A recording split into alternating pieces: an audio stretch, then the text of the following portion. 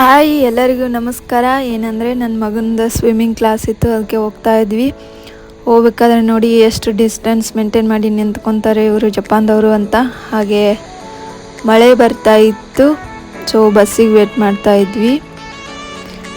ಹೋಗಬೇಕಾದ್ರೆ ನೋಡಿ ಈ ಥರ ಮಕ್ಕಳು ಹೆಂಗೆ ಅವರು ಫೋಸ್ ಕೊಟ್ಟು ಫೋಟೋ ತಕ್ಕೊತಾ ಇದ್ರು ಅಂತ, ಹಂಗೆ ವಿಡಿಯೋ ಕ್ಯಾಪ್ಚರ್ ಮಾಡ್ಬೇಕನ್ನಿಸ್ತು, ಅದಕ್ಕೆ ಮಾಡಿದೆ. ಸೊ ನೋಡಿ ಎಷ್ಟು ಚೆನ್ನಾಗಿ ಫೋಸ್ ಕೊಟ್ಟು ಫೋಟೋ ತಕ್ಕೊತಿದ್ದಾರೆ ಅಂತ. ಚೈಲ್ಡ್ಹುಡ್ಡೇ ಚೆನ್ನಾಗಿರುತ್ತಲ್ವ, ಯಾವುದೇ ಟೆನ್ಷನ್ ಇರಲ್ಲ, ಏನಿರಲ್ಲ, ಆರಾಮಿರ್ಬೋದು. ನೋಡಿ ಇವು ಹೆಂಗೆ ಸ್ವಿಮ್ಮಿಂಗ್ ಕ್ಲಾಸ್ ಮುಂಚೆ ಎಕ್ಸಸೈಸ್ ಮಾಡ್ತಾವ್ರೆ ಇಲ್ಲೇ. ಸೊ ಹಂಗೆ ಇದು ಎಲ್ಲ ವಿಂಟರ್ಗೆ ಫುಲ್ ಬ್ಲರ್ ಆಗಿತ್ತು ಗ್ಲಾಸು, ಅದಕ್ಕೆ ನೀರು ಗೊಜ್ತಾವ್ರೆ. ಆ್ಯಕ್ಚುಲಿ ಒಳಗಡೆ ಅಲವಿಲ್ಲ ಪೇರೆಂಟ್ಸ್ಗೆ, ಹೊರಗಡೆನೇ ಕೂತ್ಕೋಬೇಕು. ಹಾಗೆ ಮಧ್ಯೆ ಒಂದು ಗ್ಲಾಸ್ ಹಾಕಿರ್ತಾರೆ. ಈ ಥರ ಸ್ವಿಮ್ಮಿಂಗ್ ಮಾಡಿಸೋಕ್ಕಿಂತ ಮುಂಚೆ ಈ ಥರ ಮಕ್ಕಳಿಗೆ ಎಕ್ಸಸೈಸ್ ಮಾಡಿಸ್ತಾರೆ. ಮತ್ತು ಎಕ್ಸಸೈಸ್ ಒಂದು 5 to 10 minutes ಎಕ್ಸಸೈಸ್ ಮಾಡಿಸ್ತಾರೆ. ಮಕ್ಕಳು ತುಂಬ ಆ್ಯಕ್ಟಿವ್ ಮತ್ತು ಸ್ಟ್ರಾಂಗ್ ಇರಲಿ ಅಂತ ಈ ಥರ ಇವರು ಫುಲ್ ಟ್ರೈನಿಂಗ್ ಮಾಡ್ತಾರೆ ಸ್ವಿಮ್ಮಿಂಗ್ ಕ್ಲಾಸ್ಗಿಂತ ಮುಂಚೆ. ಸೊ ನೋಡಿ ಯಾವ ಥರ ಎಕ್ಸಸೈಸ್ ಮಾಡಿಸ್ತಾವ್ರೆ ಅಂತ. ನನ್ನ ಮಗ ಅಂತೂ ಮಾಡ್ತಾನೆ ಇಲ್ಲ, ಸುಮ್ಮನೆ ನಿಂತ್ಕೊಂಡ್ಬಿಟ್ಟಿದ್ದಾನೆ ಅವ್ರನ್ನ ನೋಡ್ತಾ. ಹಾಗೆ ಇದು ನೋಡಿ ಜಪಾನ್ದವರು ಮೆನು ಹೇಗಿರುತ್ತೆ ಅಂತಂದರೆ, ಹೊರಗಡೆನೇ ಈ ಥರ ಡಿಸ್ಪ್ಲೇ ಮಾಡಿರ್ತಾರೆ. ಮೀನ್ಸ್ ರೆಸ್ಟೋರೆಂಟಲ್ಲಿ ಯಾವ್ಯಾವುದಿದೆ ವೆರೈಟೀಸ್ ಆಫ್ ಫುಡ್ಡು ಅಂತ.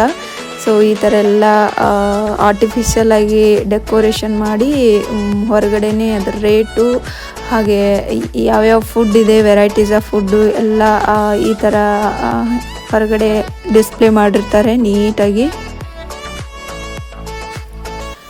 ರೆಸ್ಟೋರೆಂಟಿಗೆ ಬಂದ್ವಿ. ಇದು ಇವರು ನೇಪಾಳದವರು. ಸೊ ಇಲ್ಲಿ ರೆಸ್ಟೋರೆಂಟ್ ಇಟ್ಕೊಂಡಿದ್ದಾರೆ, ಜಪಾನಲ್ಲೇ ಇರೋದು ಅವರು. ಹಾಗೆ ಏನಾದರೂ ನಮಗೆ ಇಂಡಿಯನ್ದು ಫುಡ್ ತಿನ್ಬೇಕನ್ಸಿದ್ರೆ ಸೊ ನಾವು ಇವರ ರೆಸ್ಟೋರೆಂಟಿಗೆ ಬರೋದು. ಆ್ಯಕ್ಚುಲಿ ಇಂಡಿಯನ್ದು ಸ್ವಲ್ಪ ಆಲ್ಮೋಸ್ಟ್ ಡಿಶಸ್ ಏನು ಬೇಕು, ಸ್ನ್ಯಾಕ್ಸು, ಇವು ಸ್ವಲ್ಪ ಜ್ಯೂಸು ಎಲ್ಲ ಇಲ್ಲಿ ಇವ್ರ ರೆಸ್ಟೋರೆಂಟಲ್ಲಿ ಸಿಗುತ್ತೆ. ಹಾಗೆ ಇವರು ಒಂದು 7-8-10 ವರ್ಷ ಆಯಿತು ಅನಿಸುತ್ತೆ ಇಲ್ಲಿ ಜಪಾನಲ್ಲಿದ್ದು. ಸೊ ಚೆನ್ನಾಗಿ ಫುಡ್ಸ್ ಅವರು ಮಾಡ್ತಾರೆ. ಹಾಗೆ ಜಪನೀಸ್ದು ಇರುತ್ತೆ, ಹಾಗೆ ಇಂಡಿಯನ್ದು ಇರುತ್ತೆ. 400, 500, 600, 1000 ಎಲ್ಲ ಆಲ್ಮೋಸ್ಟ್ 500 ಮೇಲೇ ಇರೋದು ಜಾಸ್ತಿ. ಕಡಿಮೆ ಅಂತೂ ಇರೋದಿಲ್ಲ ಇಲ್ಲಿ. ಒಂದು ಮೀಲ್ 1000 ಮೇಲೇ ಇರುತ್ತೆ. ನೋಡಿ ಒಂದು ಐಸ್ ಕ್ರೀಮ್ ಎಷ್ಟಿದೆ ಅಂತ. ಹಾಗೆ ನನ್ನ ಮಗನ ಫುಲ್ ಖುಷಿಯಾಗಿತ್ತು, ಫುಲ್ ಕ್ಲಾಪ್ಸ್ ಹೊಡಿತಾ ಇದ್ದ. ಎಲ್ಲ ಫುಲ್ ರೆಸ್ಟೋರೆಂಟ್ ಎಲ್ಲ ನೋಡಿಬಿಟ್ಟು, ಜನಗಳನ್ನ ನೋಡಿಬಿಟ್ಟು. ಇವರು ನೇಪಾಳದವರು ನೋಡಿ. ಇವರು ಒಂದು 6 to 7 years ಆಯ್ತು ಅನಿಸುತ್ತೆ ಇಲ್ಲಿ ಇದ್ದು ಜಪಾನಲ್ಲಿ. ಕ್ಯಾಪ್ ಹಾಕ್ಬಿಟ್ಟು ಅವನಿಗೆ ಫೋಟೋಕ್ಕೆ ಫೋಸ್ ಕೊಡಿ ಅಂತ ಹೇಳ್ತಾವ್ರೆ ಇವರು. ಹಾಗೆ ಇದು ಯಾವ ಗಿಡ ಗೊತ್ತಿಲ್ಲ ನನಗೆ. ಸೊ ಎಲ್ಲ ಈ ಥರ ನಾನು ಆರ್ಟಿಫಿಷಿಯಲ್ ಅಂಟಿಸಿದಾರ ಅಂತ ಅಂದ್ಕೊಂಡೆ, ಬಟ್ ಇದು ರಿಯಲಾಗಿ ಆಗಿತ್ತು ಗಿಡದಲ್ಲಿ. ಸೊ ನೋಡಿ ನನ್ನ ಮಗ ಹಾಯ್ ಮಾಡ್ತಾವನೆ. ಇವನಿಗೆ ಹೊರಗಡೆ ಹೋಗೋದಂದರೆ ಫುಲ್ ಖುಷಿ. ಹಾಗೆ ಇದು ನಾಗಯಮ್ಮ ಎಲ್ಲ ಶಾಪಿಂಗ್ ಮಾರ್ಟು. ಆಲ್ಮೋಸ್ಟ್ ಎಲ್ಲ ಏನು ನಮ್ದು ಏನು ಬೇಕು ಎಲ್ಲ ನೆಸಸರೀಸು, ನೀಡ್ಸು ಏನು ಎಲ್ಲ ಸೊ ಎಲ್ಲ ಸಿಗುತ್ತೆ ಆಲ್ಮೋಸ್ಟ್ ಇಲ್ಲಿ ನಾಗಯಮ್ಮ ಸ್ಟೇಷನು. ಹಾಗೆ ಇದು ನೋಡಿ ಸೈಕಲ್ದು ಬಗ್ಗೆ ನಾನು ಆಲ್ರೆಡಿ ಒಂದು ವ್ಲಾಗ್ ಮಾಡಿ ಹಾಕಿದ್ದೀನಿ. ರೇಟ್ ನೋಡಿ ಎಷ್ಟಿದೆ ಅಂತ. 1 lakh ಮೇಲೇ, ಕಡಿಮೆ ಅಂತೂ ಇರಲ್ಲ ಬಿಡಿ. ಇಲ್ಲಿ ಎಲ್ಲ ಸೈಕಲ್ಗಳು ಅಷ್ಟು ರೇಟ್ ಇರುತ್ತೆ.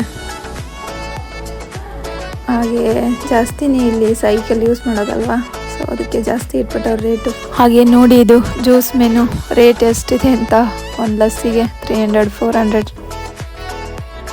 ಹಾಗೆ 100 ಶಾಪಿಗೆ ಬಂದ್ವಿ. ಸ್ವಲ್ಪ ಅದು ಇದು ಬೇಕಾಗಿತ್ತು ಅಂತ 100 ಅಂತ ಹೇಳ್ತಾರೆ, ಬಟ್ ಎಲ್ಲನೂ 100ಗೆ ಸಿಗಲ್ಲ ಇಲ್ಲಿ. ಸೊ ಎಲ್ಲವೂ ರೇರು, ಸ್ವಲ್ಪ ಅಷ್ಟೇ ಸಿಗುತ್ತೆ. ಸೊ ಎಲ್ಲವೂ ಜಾಸ್ತಿ ಇರುತ್ತೆ ರೇಟು. ಇದು ನೋಡಿ ಜಪಾನ್ದವರು ಕಸ್ಬರ್ಗಿ ಯಾವ ಥರ ಇರುತ್ತೆ ಅಂತ, ಹೆಂಗೆ ಪ್ಲಾಸ್ಟಿಕ್ದು ಯೂಸ್ ಮಾಡ್ತಾರೆ ಇಲ್ಲಿ. ನಮ್ಮಲ್ಲಿ ಈ ಥರ ಪೊರಕೆ ಏನೂ ಸಿಗೋದಿಲ್ಲ. ಸೊ ನೋಡಿ ಎಷ್ಟು ಚಿಕ್ಕದಿದೆ ಅಂತ, ಚೆನ್ನಾಗಿ ಕ್ಯೂಟಾಗಿ ಇದ್ದಾವೆ ಚಿಕ್ಕ ಚಿಕ್ಕದು. ಹಾಗೆ ಇಲ್ಲಿ ಜಾಸ್ತಿ ಟೈಲ್ಸ್ ನಮ್ಮಲ್ಲಿ ಈ ಥರ ಕಲ್ದು ಎಲ್ಲ ಬರಲ್ಲಲ್ಲ, ವುಡ್ ಎಲ್ಲ ಯೂಸ್ ಮಾಡೋದು. ಸೊ ಅದಕ್ಕೆ ಈ ಥರ ಅವರು ಕಸ್ಬರ್ಗಿ ಇಟ್ಕೊಂಡಿದ್ದಾರೆ. ಇದೇ 100 ಶಾಪು.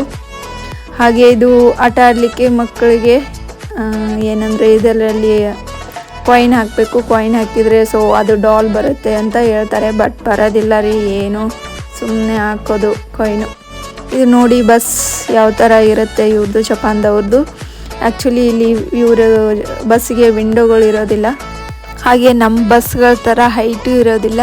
ಸೊ ಏನು ಸ್ಟೆಪ್ಸ್ ಇರೋದಿಲ್ಲ ಹತ್ತೋದಕ್ಕೆ, ಸೊ ಒಂದೇ ಫ್ಲ್ಯಾಟಾಗಿರುತ್ತೆ. ಹಾಗೆ ವಿಡಿಯೋ ಇಷ್ಟ ಆಗಿದ್ರೆ ಲೈಕ್ ಮಾಡಿ, ಸಬ್ಸ್ಕ್ರೈಬ್ ಮಾಡಿ. ಮತ್ತೆ ನೆಕ್ಸ್ಟ್ ವಿಡಿಯೋದಲ್ಲಿ ಸಿಗೋಣ. ಬಾಯ್.